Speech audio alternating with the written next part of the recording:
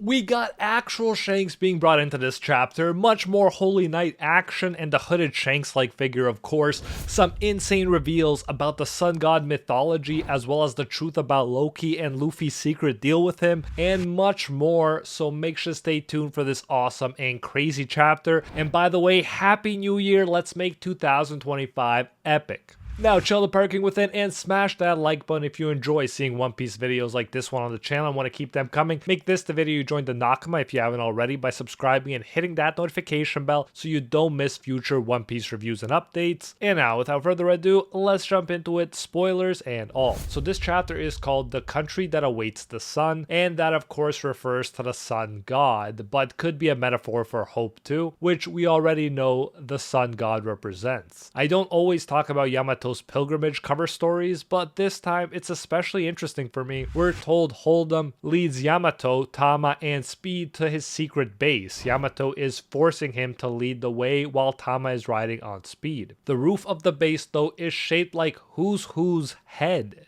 Now, maybe people would prefer to see Kaido or Big Mom, but Who's Who was definitely one of the most interesting members of the Tobiropo, with the highest bounty at 546 million, and it looks like we might see what he's been up to soon. There's also a tie-in here with all the Sun God stuff going on in this chapter, because Who's Who actually dropped some significant information about the Sun God in the past, mainly that people in prison who mentioned the Sun God or knew about the Sun God suddenly vanished, showing how much the world government feared even the whiff of this myth. Here in this chapter, we'll finally learn why they were so spooked. So this chapter starts where the last one ended. As Luffy is enjoying some moose meat, Ja Rule explains that most humans don't get to come up to the sun world. They arrive to the underworld thinking that is Elbaf and then end up fleeing in fear. That's an interesting piece of world building right there, and it makes everyone who does make it through the underworld and to Elbaf proper look all the better. Like the common law human husband of Ripley, for instance, the one Sanji is very jealous of, still so curious to learn more about him. We then see the Straw Hats enjoying themselves at the party, although Robin, Chopper, and Frankie haven't joined the party yet. Many giants are especially interested in Jinbei and Brook since they haven't seen other races,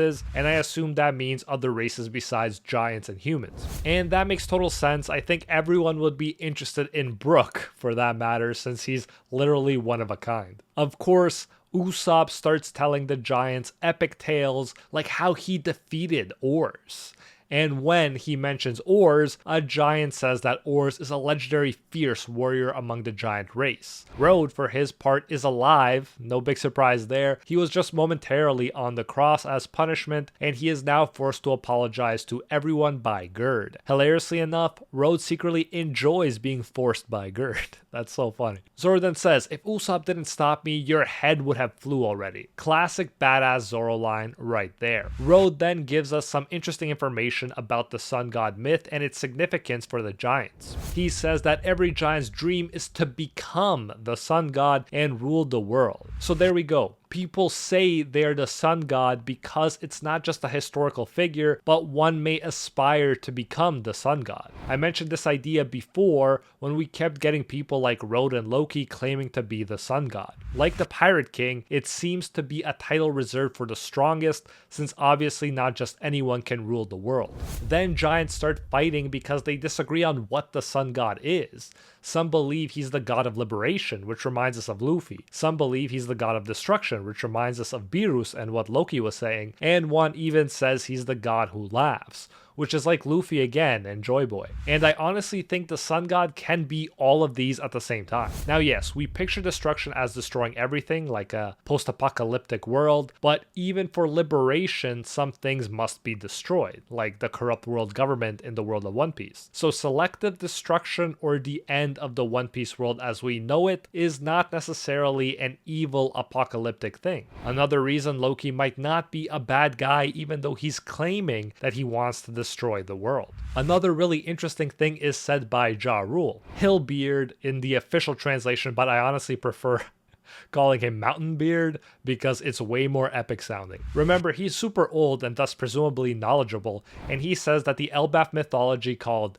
Hali is written in an ancient language that no one can translate, so there has been many interpretations. According to the myth, the world has already been destroyed twice, and yet it's still here, which to me again suggests that destroying is not necessarily a bad thing, but could be like a rebirth or toppling the old corrupted world order. Also, of course, this would remind us of the Atlantis myth, so I look forward to finding out more about these two instances of world destruction. While Mountain Beard speaks, we see an ancient image of Nika from Elbaf mythology, and the picture is similar to Nika's silhouette when Who's Who talked about him, but more detailed. So there it is, quite the obvious tie-in there with Who's Who, and honestly props to Oda for timing the cover stories and the main story perfectly like this. Sun God Nika had curly long white hair and white clouds floating around his neck, obviously like Luffy in Gear 5. He also wore a loincloth and held a sword and shield, and we've definitely seen that sword and shield before.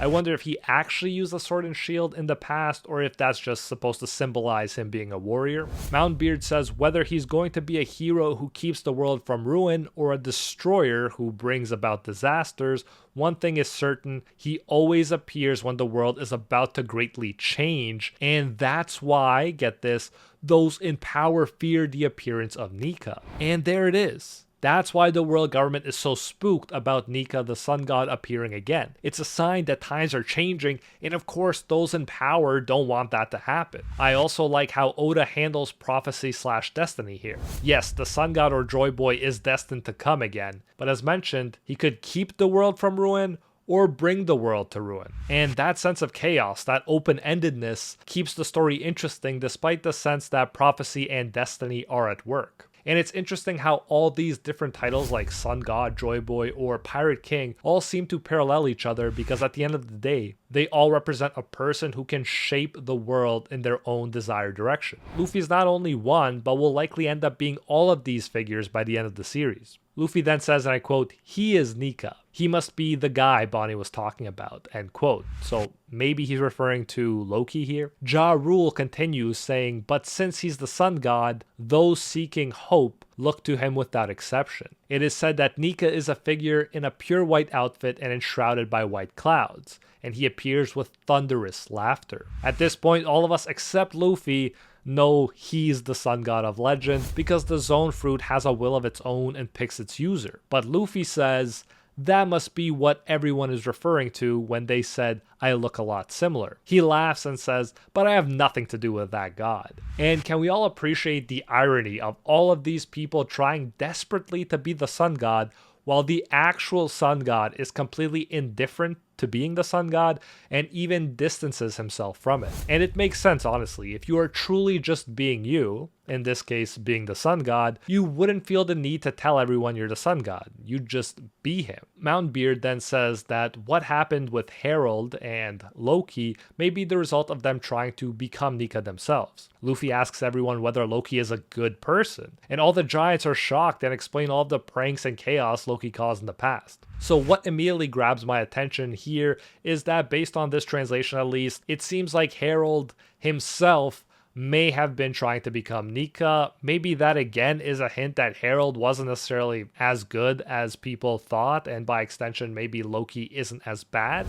I mean, even the fact that Luffy asked that question about whether Loki is a good person, just like I've been questioning Loki's bad image, shows that things are probably not as they first appeared. Even the proof of how bad he is could just be explained by a boy playing some pranks. We all know kids like to do that. It's not a sign of them being evil. The giants add, "He's the accursed prince." In fact, King Herald received a prophecy foretelling that he'll be killed by a sun even before Loki's birth. And what can we derive from that information? Well, that the prophecy alone doesn't tell us the reason that the sun ended him, nor which sun it would be. They further say that shortly after Loki's birth, he killed the lucky horse of the royal family. Again, no context. Was it an accident? Was it really him? We have no idea how it went down, and people are being superstitious and say it was the same year Linlin killed the legendary warrior Ja Rule. Natural disasters rained upon the country one after another. Even the queen passed away 1 year after Loki's birth. Now, if you're like me, you're probably thinking that this sort of sounds like how people talked about Robin as a demon child. Obviously, we never saw Loki take it emotionally like we saw with Robin, but there are definitely parallels with her being called a witch and him being called accursed.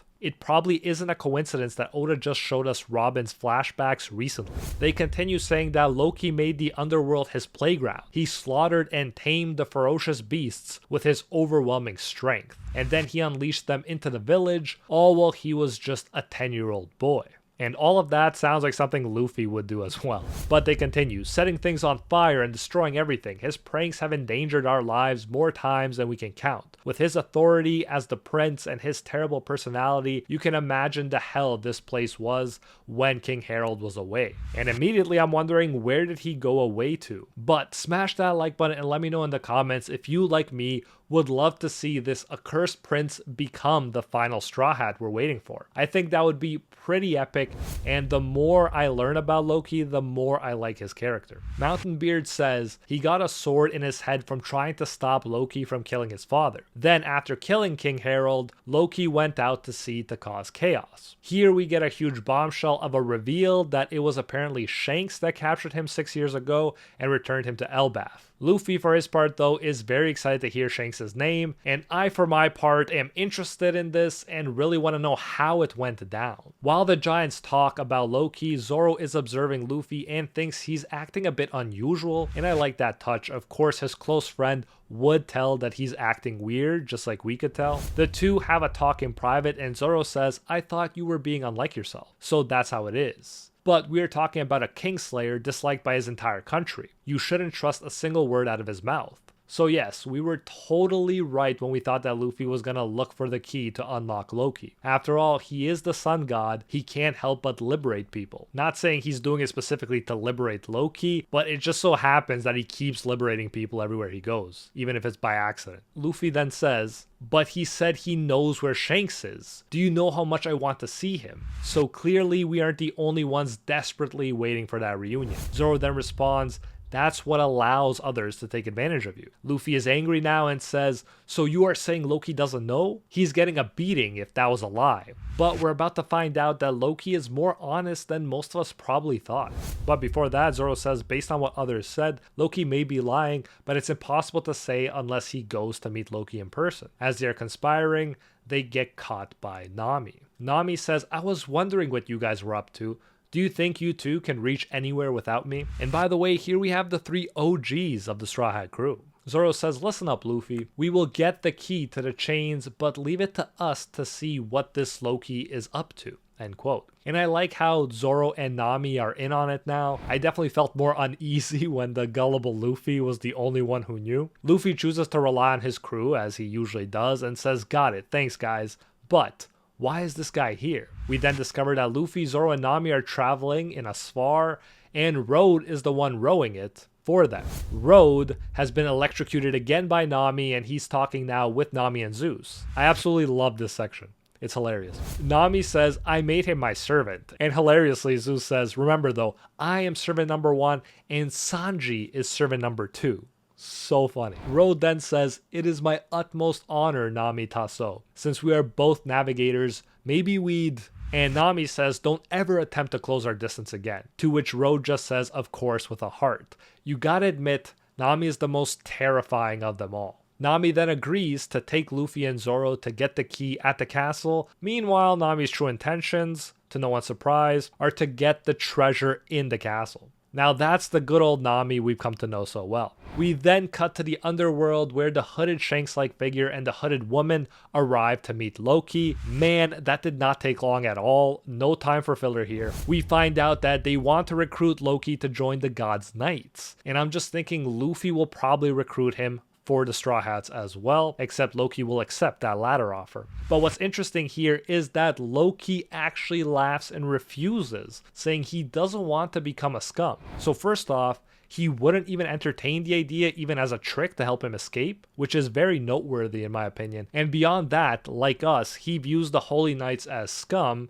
so how bad can he really be? He asks whether the two of them are celestial dragons, but they don't answer. Hooded Shanks look-alike asks the woman what information they have about Loki, but hilariously enough, she replies that all the agents they sent were attacked by a giant crow and disappeared. So they have no information about his weakness. I guess that was the end of the road for them. The hooded woman finally takes off her cloak and we see her full design. Her name is Gunko, which means army child, and she's a member of the God's Knights. No surprise there. Unfortunately, Oda keeps teasing and cliffhangering us, and we don't get a name or full design reveal for the Shanks figure. Gunko, for her part, wears a cap with goggles and a blazer with very long sleeves and a pair of boots. We can see her right eye too, that is white on the inside and black on the outside, the opposite of her left eye. She has some bandages in her arms and legs, and we can see Gunko's powers as well in this one. She transforms the blazer long sleeves into something like bandages with arrow forms, which kind of reminds me of Emu and that arrow that struck down Cobra.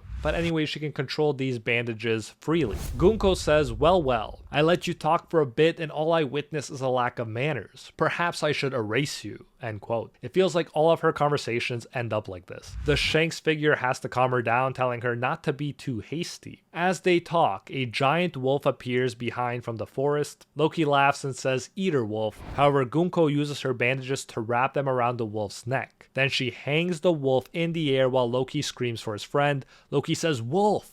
I ask again, does that really sound like a villain to you guys? And the Shanks figure asks, would you change your mind in exchange for this creature's life? However, Loki looks defiantly at them while the wolf is at their mercy. He says, "So that's the deal you want to make? Well then, this is your sad fate, my friend. Rest in peace." Of course, there will be anger and sadness, but a warrior doesn't lose his calm in the presence of death. I shall swallow this rage and destroy the world. Epic, absolutely epic words. And I'm just glad that I've been saying Loki is not the villain for a long while now, because this chapter made it almost too obvious. Us Loki fans are redeemed, and you can imagine that he felt the anger and sadness just like Robin did, as he mentions here, but he deals with it by turning it into a kind of motivation from the looks of it. An absolutely great character, and let me know if you agree with me by dropping a hashtag Loki for Straw Hat in the comments below. If you enjoyed this one, you won't want to miss this video on screen right now that YouTube says you'll like